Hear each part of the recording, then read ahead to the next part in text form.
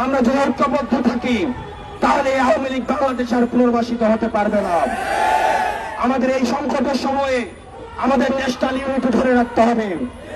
অন্যান্য রাজনৈতিক দল যারা রয়েছেন, আমরা আপনাদের আহ্বান জানাবো, আমাদের মধ্যে মত পার্থক্য হতে পারে, এই মত পার্থক্যের ঊর্ধ্বে উঠে আপনাদের উপরে আওয়ামী লীগের জুলুমের কথা আপনারা ভুলে যাবেন না।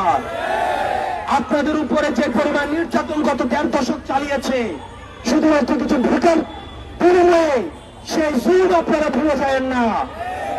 আপনারা যদি এই জুলুমগুলো ভুলে গিয়ে আওয়ামী লীগের সাথে আপোষ করেন, তাহলে আপনারা যারা এই যে আমাদের যারা মজলুম রয়েছে তাদের সাথে আপনাদের বেইমানি করা হবে। আমরা বলতে চাই, 5ই আগস্টের পূর্বে আমরা যেভাবে আপনাদের সামনে ঢাল হয়ে দাঁড়িয়েছিলাম, ঠিক একইভাবে আপনাদের সন্তানরা, আমরা আপনাদের সামনে আমরা ঢাল হয়ে দাঁড়িয়ে থাকবো। আমরা একসাথে পরবর্তী বাংলাদেশ বিনির্মাণ করব। ইনকিলাব জিন্দাবাদ।